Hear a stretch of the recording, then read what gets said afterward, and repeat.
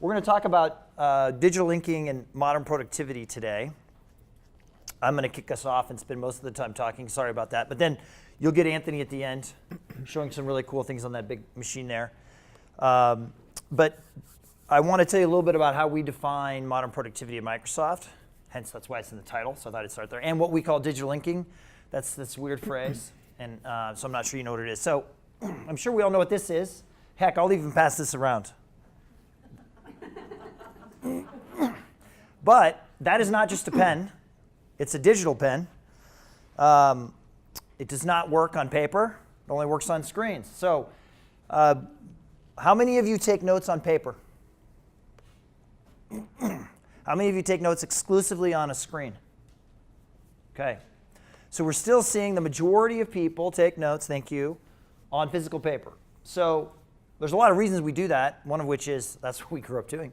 But a few of the other ones are, it works really well, right? Right away, you put your pen on most of the time. I know sometimes the ink doesn't come out, but you start writing with your pen right away. It works. You capture the thought. Done. Hasn't always been that easy to do that digitally, so that's one thing. So part of modern productivity, I'm going to talk about the pen a little bit more, but I wanted to get a gauge on how many people used regular pens versus digital pens. Modern productivity, there's been a trend lately to try to bring everything together to make your life as easy as possible, no matter what platform you're using, and to try to make it so that you don't have to take physical notes on paper. Because I just saw a stat actually during lunch that something like the average worker loses dozens of hours per year to trying to find lost notes. Now I don't know if that's true. I don't, because I don't take physical notes, but there's certainly this idea that a physical piece of paper is losable, and obviously can only be in one place at a time. Whereas anything that you've saved to the cloud, if you've put it on a computer and saved it to the cloud, you can now access it anywhere, right? You can be in the grocery store, you can be on vacation. I'm not saying that's good, but you can still be on vacation and be accessing your work stuff. You can be anywhere and access it. And so this is part of modern productivity. And we at Microsoft have been trying to build our platform so that no matter whether you're on an iPhone or Android phone or whatever, you can access your Word document, for example, on any of those platforms, or on your PC or on your Mac, right? So it doesn't matter. You can access it and use it. So that's part of how we're defining modern productivity, is accessibility across platform no matter where you are. And then the second part of that is we have to have the apps to support that. And we have the What's in Your Waffle presentation, where we talk a lot about those apps. I'll be talking a little bit about them, but there won't be as much of the focus. Anthony is our waffle expert. He's from the Waffle House. He's talking about that. And then, but then the third part of it is, obviously, you have to have an experience that makes it worth it. There's a reason we take physical analog notes, because they work every time. When you shift to the digital note-taking, historically, they haven't worked right away. Pen hasn't felt like a pen. There's been lag on the screen. Wasn't very accurate. I mean, I could keep going. We all know these things. We've spent a lot of time investing in this pen. The reason I passed it around, excuse me, about my cough. I have allergies, and it's pretty bad for me right now, but sorry. The reason I passed it around was that I wanted you to know that it felt like a pen.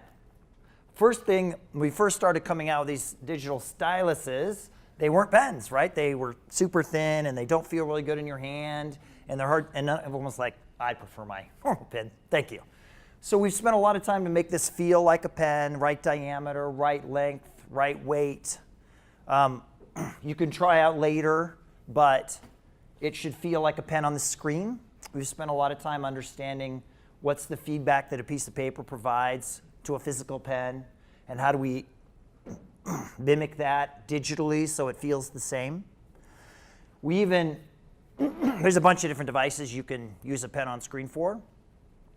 We have surfaces up here, but we've even changed the aspect ratio of the screen to be 3x2, which is like a legal size piece of paper. So, because again, we want the experience to be as much like what you're used to as possible, because that's the biggest hurdle, right, to people using a digital pen, is it needs to be like an analog pen.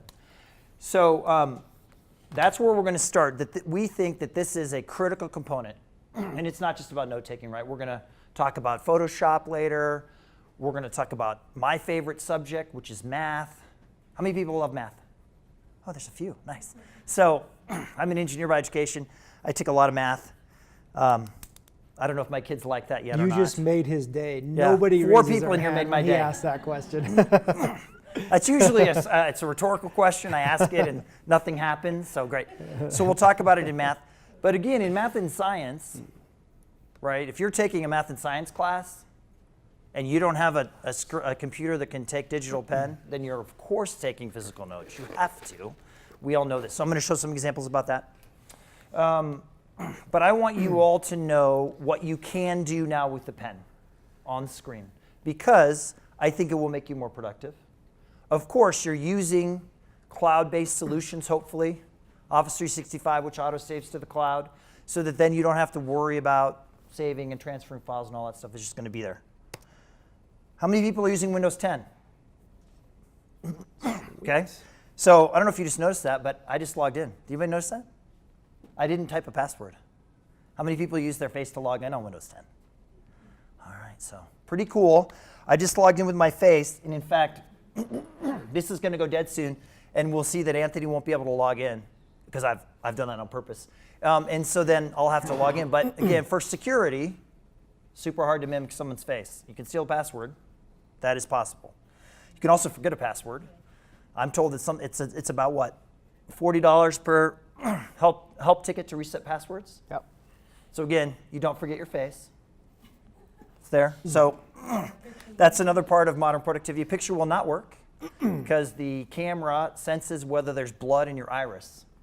So if you can simulate that in a photo, awesome. But I haven't seen it yet.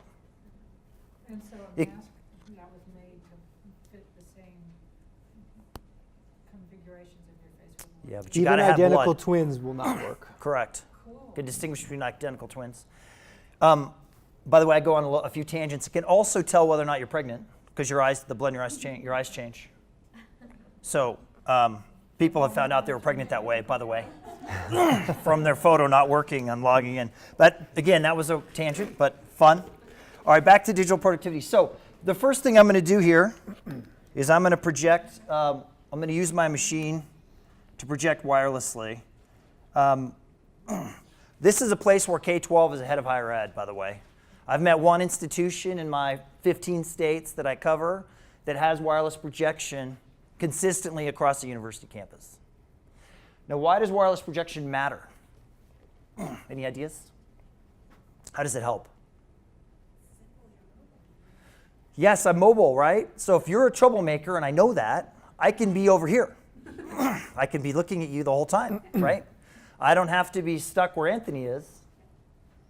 The other reason it's great, I'll get back to my favorite subject, math. I don't have to turn around and do something on a board, right? This probably isn't the best view of myself. So I'd rather be facing the class, right? Again, because I need to see who's paying attention. I need to be able to see if there's questions. Are people puzzled on their eyes? I can do this now because I'm looking at you. And I can now write. You can see these are my little notes I'm taking about what I'm going to talk about today. But the reality is, right, I can write on screen, looking at you and be writing on screen, okay? So how many of you have a pen that works on a device that you have? Okay, do you have an Apple device or you have a Windows device? All right, anybody? Okay. Hey, you're my favorite today. He has a Surface. Thumbs up. So if you have a Surface, your pen will work on your screen. A bunch of people are doing it as well. iPad Pro does it, right? They have a pencil, whether nomenclature aside, functions the same way. I like the generation of Surface Pro is the same pen. We have a slightly different pen, but it will work. It's backward compatible. This pen has 4,000 points of pressure and a bunch of other stuff, which I don't need, but when Anthony is the wizard on Photoshop, it will matter more. Okay, so the first thing, I'm not going to go into this a lot yet because a lot of you don't have devices, but you got to have a device that takes pen input, which means you need a digitizer. Okay, so as you think about next time you get a new device, you should think about whether or not that makes sense. Now, as with all electronics, if you add something, it costs money, right? A digitizer is not free for us that make it, and therefore it's not free for you to buy it. However, I'm hoping you'll see that it makes you more productive and therefore worth the investment. Pens are also not free, by the way. They also cost money. Makes sense. So know that you got to have a digitizer on your device. First of all, that means it has to have a touch screen. So if you don't have a touch screen, it won't work. And then it has to have a digitizer, which is on top of the touch screen. So just think about that next time. So excuse me, Surfaces all have that, which is what I'm using. So we are going to, I said my first thing I'm going to do here was talk about taking notes. So again, as we shared, I'm not a good note taker, but let's talk about, we're going to do some UNM Tech Days. So you can see that I'm taking fantastic notes. I can erase. Shouldn't a pen have an eraser? It's fantastic. So it has an eraser, right, as you would expect, on the back. And then we have programmed what we can push on the top and it does certain things. We've programmed what that does. I'm not going to go into a lot of that today, but again, it's about personalization. I make it so it opens this OneNote app because I use OneNote all the time. You could make it so it opens the internet or does something else because that's what you do all the time. Perfect. Customize it for yourself. But that's part of what we've done in this pen. All right. So I'm going to talk a little bit about Learning Tools. Learning Tools is a free add-in to OneNote. So when you all have OneNote as part of Office 365, which you all have access to. Learning Tools will not be a default part of that. You have to go type in Learning Tools, download the OneNote Learning Tools, and it will be there. It's a free download. And what it does basically is allows people that have disabilities, it helps them to read and do other things. It can do dictation of books to you. It can show different, so if we highlight this, we're going to do Learning Tools. Can do the immersive reader now, potentially. Yep. So what it did a bunch of things. Made this font size bigger, made the background color, changed the background color. I can now play it, although we're not connected, so you can't hear anything, but it's now reading it back to me. So this matters for people that learn in a different way. I can change the background color. I can change the font size. I can change whether it's a male or female voice. I can change. It can have it add verb, noun, etc. May not be as relevant in higher ed as it is in other places, but still a really cool free tool that's available to all of you as part of OneNote. All right, moving on now.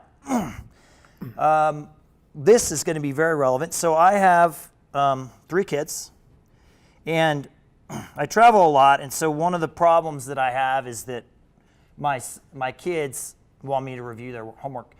My wife and I have different roles as home tutors. And so I'm the math tutor, as you could guess by my earlier conversation. And I'm also the round 1 of the essay. I'm the round 1 of the essay review. Mary, my wife, is an English major, so she doesn't like to review it until it's ready. Then she looks at it. So I got to get it reasonably ready so that she can, so that she's ready. So anyway. You now know a little bit about my life. So I'm going to show you, my son sent me a paper. In fact, he woke me up this morning asking why I hadn't looked at his paper, because I have him taking a coding class this summer. I'm not saying, his school's out, so I'm not saying that, I don't know if he likes that I signed him up for a coding class, but that's what happened. So I'm going to open Word now so we can see this happen in real time, hopefully. All right, this is interesting. There we go. So, oh, that's not Word. Where's Word? I love it when I'm in live demo mode, and here it is. This is what we want right here. Perfect. Okay. So, what I'm trying to show you here is that this is his paper. He's learning about, hey, Windows operating system. This is fantastic. I wonder who helped him on this paper. But the point that I'm trying to do here is that I can click on that draw button up there. And so now I can say, hey, Ben, I need you to change this paragraph. And I need you to, hey, I need you to modify your thesis, right, etc. So I can now edit on screen with my pen. Arizona State does this exclusively for their online engineering program. If you hand in an engineering problem set, you send it in, They use their surfaces with their pens. They edit, they correct them. They send it back. There's no paper involved. Obviously, it's an online class. I wish they had moved all the way there for normal class, physical class too, right? We don't need to have things handed in via paper anymore. You can do all of this way. But again, this helps everyone be more productive. There's no paper to lose. I have fewer excuses as a student about what I'm handing in. You as a professor or a teacher or an grad student, whatever, you can just edit and change right here. So this is built then. We're not going to save that. He just handed this in this morning. We're not going to, or this is integrated into the main Office suite that you're familiar with. So PowerPoint, you can write on, Word, etc. So that's all there. All right. So I wanted to show you that because that's a real, certainly it's a real part of my life every day. I don't know how many of you will be involved in stuff like that. All right. So this is my favorite app. Anthony has to see this about 600 times a year. So I am going to, oh, that was weird. All right, good stuff. I can't see it on my screen, so makes it a little bit more interesting. All right, so mapping is also something that we've integrated Pen fully into. So we may have to switch over to that one right now. Okay. Why don't you switch and you want me to do the map? Sure. He doesn't like mapping as much as I do. I'm a geography guy, and so mapping is another place we've integrated Pen. And you may think initially, you know what, if I'm somewhere and I'm trying to find a restaurant, I don't need a pen. And that's true. But there are times when having a pen is really helpful. And for example, I did this just a couple weeks ago. I'm trying to get back into shape, and so I'm just trying to figure out how far I ran. And so I got on, and you can mark it with the pen, the outline of where you ran, and then it tells you how far you went. Now that's really cool.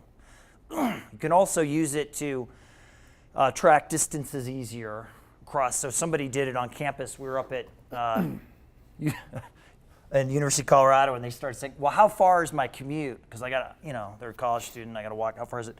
So anyway, these are all things. So I'm going to show you now. Hey, we recognize this. All right. So the first thing we can do is let's zoom in closer here. And we're going to, we're ready here, I think. All right, so we can do a little bit of inking with our pen to find out how far something is. So there we do that. And it should tell me now, that was 3.4 miles. Great. Semi-interesting. I'm going to use the pen and erase that. But this, I think, this is also to show you the technology that's been integrated into this. So I spent some time in across the pond for a little bit. And so we're going to see how far Albuquerque is to London. That's actually probably the middle of the English Channel, but we'll go with it. It says that's 5,500 miles. Interesting. All right, but we all know that there's some sort of, right, the polar effect, right? So it should be closer. I drew that poorly. Sorry. Let's try this again. How about that? That's better. Notice that it's shorter, even though it's curved. So it factors in the curvature of the Earth, even though I'm on a flat map. That also is pretty cool. Again, another way you can use your pen to figure out, hey, how many frequent flyer miles am I going to get from Albuquerque to London? Well, now you know, okay? Unfortunately, it's the smaller number, not the bigger number, but that's the reality of what it is. All right, so that was mapping. We're going to see, we may need to shift now to, Anthony, why don't we shift to PowerPoint or to Photoshop now? And then we will close out with my favorite demo is math. And since 4 of you in here love math, we're going to save that for the end. It's like the clincher of the whole thing, of course. But we're going to shift now over to here. Log in your. And I'm going to log in with my face.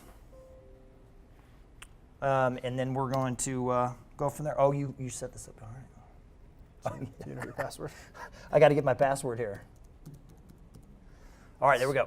So Anthony is our expert here on Photoshop. By expert, I mean he knows more than me, but he's not an expert. How many people here use Photoshop? Anybody? Okay, we got some takers. Outstanding. So pen has been a big change in Photoshop. Most people historically have used other branded products in Photoshop. But pen really changes your workflow pretty significantly, such as lassoing. Big change when you can lasso actually on screen instead of using a bunch of mouse clicks. So Anthony now is going to show us some cool things, including Photoshop on this big screen. Yeah, and just to kind of highlight this, because the million-dollar question is, what is this right here? I call this either the Surface on Crack, or this is actually entitled the Studio. So this is a 28-inch device across the board. It's perfect for digital inking and for the creative space. So that's what we're working with now. Obviously, when you get 28 inches and 4.5K of a device, it allows you to start to do things that you wouldn't be able to do on a typical all-in-one device.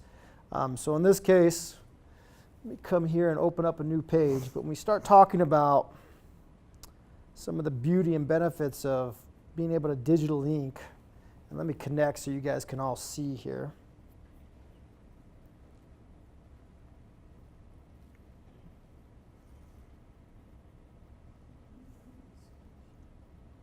There we go. So this device, not only being an all-in-one, also allows you to take it into a mode where, for a creative space, right? So I can pull this down into what we call a drafting state or studio mode.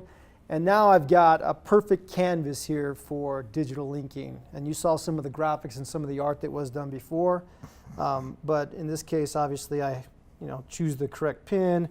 I have the inking capability and all the fluidity that he showed you previously on just a huge touchscreen. And who doesn't want to play with 28 inches of a touchscreen? So for anybody that's in the creative space, we'll talk a little bit about photo editing here in a second. Having something like this changes the dynamic of using an all-in-one PC, having a mouse and a keyboard, what we've always traditionally had. And now I've got different levels of interaction with the device. And interacting, with imagery for that matter, or anything that you're doing with art. So the same thing, it's got 10 points to touch.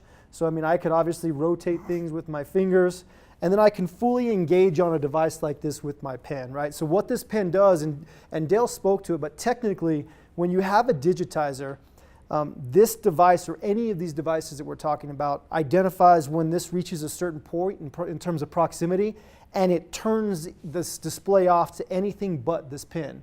So meaning, I've got inking capability now. I can fully rest, engage on this particular device, and now I'm making modifications here, one by one, right? I can modify the color palettes and things of that nature. So it gives me a lot of ability to make changes on this device that you normally wouldn't have when you're trying to express yourself. Now think about what I had just talked about here. With this inking, I have a pen. It turns off all inputs, all smudging that I'm able to do here. I can rest my full body weight on a device like this, but I'm not engaging with my offhand at all, right? So you see this unique little thing here, the hockey puck, or we call it the Surface Dial. This now allows me a different input modality. So if you think what I'm doing here, I can put this on screen, and now what this does is it recognizes the device, and so it'll allow me to, in this particular case, make a modification like a color wheel, right? So I can modify via a color wheel. So I don't ever have to disengage from what I'm doing. I can fully immerse myself. And then again, depending on the application that I'm working with, it just gives me different options. So maybe I want to auto-rotate. Maybe I want to auto-scale. So this kind of talks hand in hand with what you can do with digital inking in the creative space and with some of the different inputs. And all these devices that we talked about earlier that Dale was showing you on, they all support this. This is just perfect for the size of the interface that you're working with. Does anybody do any photography and work within Photoshop? Okay. So again, another amazing application for something like Photoshop, right? So I have the ability now, think about touching up somebody's teeth and whitening them. What does that look like when you're dealing with a mouse and a keyboard? It's different than being able to use my fingers, expand this. This is an 8K photo, right? But you're not going to get a good sense of this. If you were here, you'd see the full clarity on a device. But this is a 4.5K screen. So now I can digitally whiten anybody's teeth. I can get into those hard to find areas, and I've got all of the tools that you would imagine out of Photoshop, including using that wheel. So now it gives me different shortcuts, different pen strokes if I want to use different brushes. It allows me to do all of these things just with a pen within Photoshop and all of these applications that you're familiar with using. So amazing for things like Photoshop. This is great if you think about the use case for fast forwarding, rewinding, different still footages. When you're talking about video, if I want to play back or if I want to stop, this is a perfect example for where you would use this. Kind of pulling out all the stops when we think about other applications that this may be useful in a campus environment. I can open up, for example, let's see here. There's review here. Okay. That's not opening very well. Let's see, what other one can I open up for you guys? This is a great example of, because this device is so powerful, and if you think about all of the things that are built into this, what you're starting to see now is more mixed reality, and you're seeing augmented reality on screen. So not only am I looking at a mixed reality or a screen, it's able to send me into multiple dimensions here. So now I can, in this case, go through different bookmarks in a full augmented reality or three-dimensional shape. In this case, it's the Acropolis. So this is something that we were digitally created with the pen, and then I'm able to then show different layers or multiple dimensions that I can now access through Windows 10 in this particular instance, but a device that's powerful enough to drive 3D or mixed reality. So if you start thinking about things like Oculus or Windows Mixed Reality, there's a lot of different things out there in the ecosystems. You're starting to see this more and more prevalent with our younger students in K through 12 because they're thinking about, how do I engage students? And this goes for college students as well. How do I get the most interaction out of them? And it typically is when you're starting to deal with different streams of learning, mixed reality being one of those. But again, all this ties back to, how do I create this information on a screen? And it all ties back to the pen and how we fully integrated this within all the devices. So I'm done with the studio, if you want to You're done? Mm-hmm. Man, I that shortened was it for you. fast. I appreciate that. All right, are you going to disconnect for me? I will. All right. Any questions on that? Yeah, does the puck work not on the screen? Like, can you just have it on a tabletop? It does. So it works with all of these devices just on the tabletop. And it's completely separate from all the devices. But again, we're seeing this heavily utilized for folks in the creative space that just want to be able to fully immerse themselves. All right, I'm going to sit down because I'm so excited to talk about math now. All right, so this is an app called Fluid Math. You can do math in any of a number of ways on any of a number of apps. I'm not prescribing one or saying one is better than anything else. I just happen to like this one. Now, the biggest complaint we get in math in general is that it's hard to keep the kids engaged, the students engaged on math. And the second thing, obviously, we talked a little bit about what, digital projection and why that matters. And then we certainly, Anthony and I had a nice chat over in the engineering department yesterday about how they're trying, how can they project and save things at the same time, right? They are trying to put everything online, so they need to record their lecture, and how can they save all of that real time and they need to use pen because it's engineering, you just have to. So these pens are a great solution, and they're being used. This scenario, that big device called the Studio, is being used, for example, at Utah State has put it in every classroom. Is in the process of doing that because they want professors to have the opportunity to use pen in class and not have to turn their backs to the room. And it's in all the lecterns now. And that's one solution to enable this. So this is a math program that I'm talking about. What I like about it is, first of all, my handwriting is certainly no better than Anthony's. Anthony, yours is pretty good, right? All right, so we all know this equation. What I like about this app is it instantaneously graphs, and then I can start to modify and see how things change in the graph. So that was a pretty boring equation. So why don't we do this one? I like this one better. That's a more interesting equation, right? So it also can graph right away. That looks fun. But I can now start to manipulate the graph pretty quickly here, hopefully, maybe. So what I like to do is to be able to change. So I can say let's make b equal to 2. Now again, we can see I made a mistake there in my amazing handwriting. So if I make b equal to 2, we see what happens and how it changes. And now I can show you real time as I move. The web is not cooperating here in terms of speed.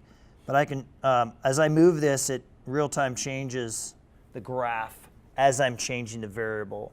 So it brings, as a math guy, I love this, it brings the visualization of what actually is happening in the math problem real time so that you can have a discussion then about how that changes the actual output. I'm not going to get too hardcore here, but you can see up here in the top right that there's an animation button. So you can actually show story problems and then animate them. So hey, look, this car is going at a fixed speed, you're speeding. Police car is at 0, but accelerates to, in a squared fashion, t squared. So how fast until they catch up to you? Well, you can see that all. The car's moving when it passes. And then the students get excited, right? Hey, what if you're going 90 instead of 70? Okay, great. But now you have interaction, right? And you're showing it all live on screen. So it increases the participation and excitement, and you get more engagement from a math perspective. All right, any questions on that? So the other thing I've seen a lot of, another subject that we see a lot of this discussion is in like chemistry, writing chemical equations. We have a, Anthony, you may have been there more recently, but that university over in the Bay Area where they teach Chemistry 101 solely from a surface in the front. That's all they do, and they do everything digitally to go through all the millions of chemical equations that all those poor people taking Chemistry 101 have to learn, but they can just do it and map it out all straight from the front. We're trying, but again, to my earlier point, they don't have wireless projection actually. This is Stanford, by the way, so they have plenty of money. I don't know why they haven't invested in wireless projection, but they haven't. But again, she can do all her work from the front using her Surface and Pen and teach chemistry flat out with no papers. So that's pretty cool. All right, so good news is we're early and we finished our primary content. Have there been any questions? What was that program you were using called? It's called Fluid Math. Here. And it's included as part of? No, Fluid Math is not free. Here it is, Fluid Math. I use it because, again, there are probably other apps that do that. Fluid Math, actually, let me correct it. Fluid Math has a free app. It does. I showed you the non-free app. I showed you the car with all the extra special things on it, okay? Not the car. But again, I don't make any money for Fluid Math, and it's not a Microsoft product, so do what you want. That is an app that I use a lot. And actually, so does that answer your question? Because you just reminded me of something else I'm supposed to show. I don't think you knew that. How about music? How many people here write music? Anybody? Play music? All right, we got some. So I think you're going to see a trend here. Staff Pad, I don't make this app either, okay? This is not a Microsoft sanction, I don't make any money. And although I've met the creator of this app when I lived in London, he creates scores for movies. That's his job, okay? And he's good friends with the guy that creates the scores for all the Bond movies, because of course they all have to be British people for the Bond movies. Okay, it's like it's a huge deal in there when a Bond movie comes out because they don't make very many movies, right? And so when it's Bond, it's all about that. So here is a score, which hopefully will open, which is created solely with pen on screen, right? Composing notes. You can see here that you can pick your instruments. You can add instruments here. So if I go here, I can say, yep, I'm going to add some instruments, and you can start to see all the options I have. And I can add. So what do we want to add? What do we want to add? Any ideas? Declare the limb? Oh. All right, so excellent point. All right, so we'll go back. How about we create a new one? How about that? Is that better? We don't want to mess up that other one. We'll start our own. Here we go. All right, so we've got oboe. What else should we add to this? Harp. What was that? Harp. Harp. Of course we should. That's strings, unless I'm wrong. There it is, harp. All right, we're adding harp. Fantastic. So I don't know really how to compose with a harp. I'm just going to be honest. But I can write some notes on screen. So I think I just wrote a whole note. There it is. You can see it. So you saw me write it with my pen. Now it's a whole note on there. I can try to do, I'm not very good with music, but we can see if Dale can do a, that's not going to work. We can maybe do, what else can I do? Half note, maybe. See if I can pull that off. Oh, that's a single note, I think. See, it's not going to like that. See, I'm not very good at music. But the reality is I can now play it back, which you won't be able to hear, but you can now compose fully on screen. Again, today, I don't know if, man, Christy really wants to talk to me. Composing apps today usually are about, I don't know, there's education, of course, gets better pricing, but they're about $800, and they tend to need to be used on a desktop. So again, this is part of our story about modern productivity. Do you want to be strapped to a desktop to compose? Maybe you do. But heck, this guy I know that I met, he composes on the tube, he composes at the park, he composes wherever he wants to because he can have his pen and screen and be wherever he wants. So it's about that same idea of you should be free to work where you want to work.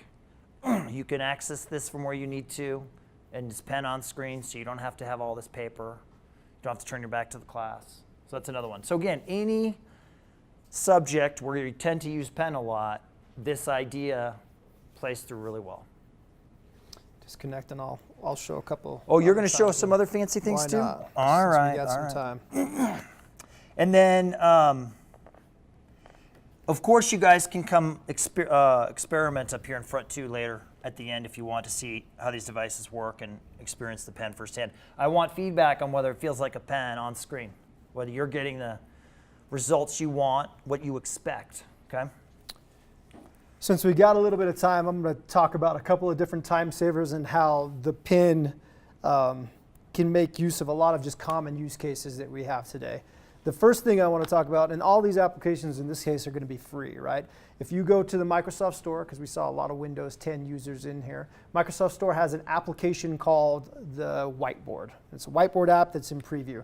What it is nothing more than a whiteboard. So if you think about the whiteboards that we're currently using in classrooms, and we visited a couple of them in the campus yesterday, there's a lot of them that are still out there. This is a digital whiteboard. So when you think about now, I have the ability to walk around the room, unplugged and untethered. I now have a canvas that I can work from, in this case, on this when I open up a whiteboard, where I can add on my notes. I'm walking the room. It then will pull in different inking shapes like this, so it allows me to choose different shapes. It notices that I have no ability to actually draw correctly, so it'll say, hey, this poor guy, he's trying to make a square, an octagon. It actually will allow me to make different lists as well. So I can do that all on the fly. So you're getting away from actually having something that's static on a board with my back turned. I can do this all in front of you, have a conversation. It's actually a dynamic whiteboard in the sense that A, it'll pull in these different figures. B, I can start to add different notes like you would. So if you're adding sticky notes to the actual whiteboard itself. Up on the right-hand section up here, you'll see the ability to actually invite people to this now. So now I don't have to just have a whiteboard in the classroom. If I'm doing any online tutorials, I can invite my class into this. They can also participate on this whiteboard, assuming I give them the access to do so. So now it's a remote whiteboard, if you will. I can share this through any of the tools that you use to share, but I also can allow now if somebody else is writing on this whiteboard, it'll have their initials by it, so I know who is inputting different information on the screen. Correct. So if Dale was on there, it would have a DP on there, and it would show his markups, and then it would, once multiple people are on this whiteboard, it has your initials by all of the different markings. And that's consistent across all the Office apps. So if he and I are working on a Word document, we can work on, I mean, we all know this. There's this other platform I'm not going to talk about that announces it as well, but he and I can be co-editing a document, right, at the same time, and I'll see AF where he's working, and he'll say DP where I'm working. Same idea here. I can pull in different imagery from the internet. So if I'm on a particular topic, I can pull in different images. I can pull in things from the camera right onto the canvas that I'm working from. So again, it's a full digital whiteboard, and this is just the first iteration. So it's free. It's available to anybody within Office 365. You can use this, invite other people to the tenant. You can invite folks that are outside of Office 365 on your campus as well. So I recommend everybody take a look at it, considering that it is free. Tremendous use for having a digital inking device and having a pen. Yes, sir. So that's called whiteboard? It's called Microsoft Whiteboard, yes. And if you did this kind of stuff like in Microsoft Word, would it like give you the same satisfaction, or what's the place to do it? Yeah, I mean, you're not going to have things like recognition of different shapes, right? I mean, didn't do that very good. You're not going to have certain features. You're not going to have sticky notes. This is solely purpose for whiteboard type functions, right? The other piece of this is going to be, if I hit this back arrow, just kind of giving you guys, that back arrow will give me a list of all the different whiteboards that I've used in the past. So theoretically, a professor could come in, create his whiteboard in advance, come back to this same, this storage area, and open up the whiteboard immediately and have their lesson plan already available for the class there. Yes, ma'am. Is the workspace static? Can you change the size of the whiteboard? Yeah, so it's an endless canvas. That's the idea with this, and that's kind of the beauty of it, is I can continue to make this larger and larger. It's an endless whiteboard. Never lose space. Yes? So we should be able to pull this up on any device, is that correct, as long as you have Office 365? The one difference, the biggest difference with this, and you can see up on the very top, it's hard to see. This is in preview. Right now, this is only for Windows devices. So if you're on an iPad right now, so everything else that we've discussed in previous meetings and everything else in our ecosystem is for on all platforms. This one, we first introduced this to Windows 10 in our App Store. But you will see that on the roadmap across iOS to start, and then you'll see it across Android devices after the fact. Any questions around the whiteboard? Again, everybody can go download it now. I take a look at it. I mean, it's a great experience. Is this part of a new suite, or is this something that existed before the whiteboard? This is brand new. It's a brand new application. Yeah, it's still in preview, so it's not even made it out of preview yet, but you can still download it for testing. Yeah. Thank you. You're welcome. The last thing I want to show you, and what I typically see as a use case that's very common, is I have a PDF document, I need to modify it or make markups on it. How do I do that, and how can I do that in a way that's free, hopefully? And the beauty of that is Windows 10 has a browser on there. Chances are you may not have used it, but it's called Microsoft Edge. So it's the new Internet Explorer. The good thing about Microsoft Edge is it offers two things. One, it offers digital inking that's built into it, right? So I can ink in the browser. And two, it has PDF markup. So I've got a PDF on my desktop. I'm actually going to choose to open this up with Microsoft Edge. And now I'm in the browser. Just opened up the PDF.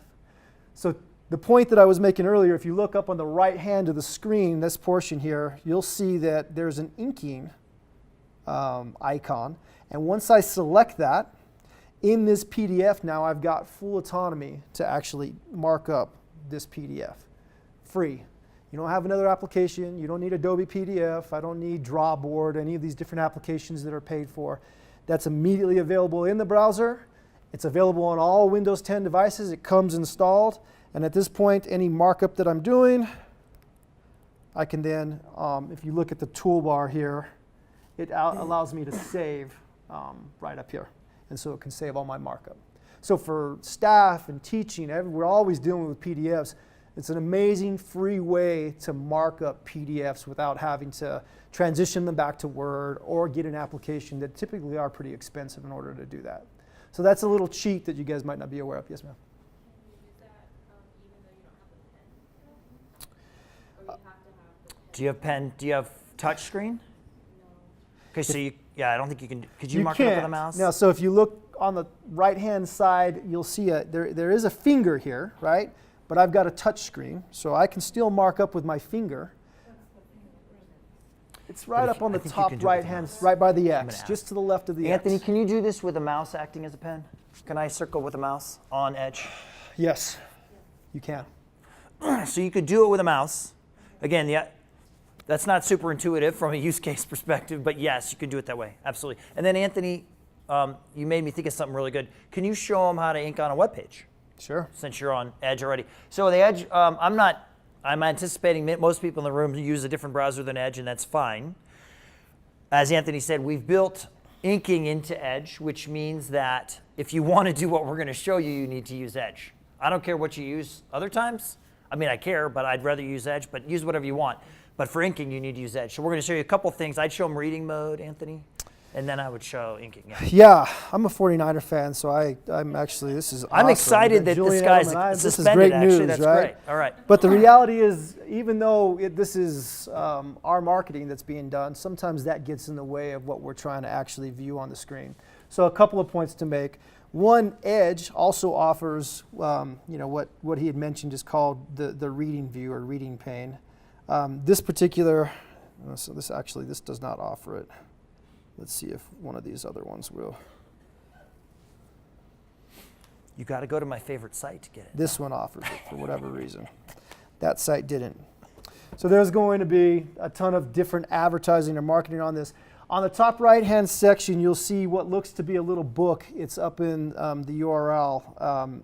That book will allow me then to change the page itself, remove anything that's aggressively in the way, like marketing material. It'll turn this just into the actual words and information that I'm looking to view. So as you can see, this is very prevalent in K through 12, and we're not trying to get advertising in front of our kids.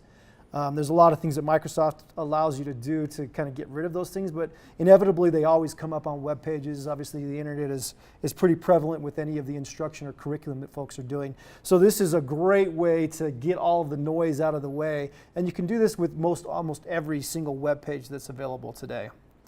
In addition to that, any of the web pages that you go to, assuming I'm in a particular subject, we talk a little bit about this in our next session when we think about Office 365, but I can then use that same inking moniker, and once I do that on any of the web pages that I'm on, I can mark the web page up. Dale had talked a little bit about how I can program the pen to the actual device. Me, I prefer, because I'm a technical specialist, I'm always making screenshots instructing customers on how to do something. So I program my pen to actually create screenshots of where I'm at any given point. So I use my double click function to actually take a screenshot, and then I add it into an email or whatever I'm doing in order to give instruction. So that's a great example on how I use not only inking on a web page or whatever I'm doing, but also being able to copy that using some of the functions of a digital pen and an inking device. Yeah, so I'd say a couple places. Professors probably also don't want advertising on screen when they're taking people to a website, so that's a good feature there. And then absolutely the markup, again, they could be commenting on, hey, I want you to go focus on this part of the article and then come back with your essay or whatever on, I don't know.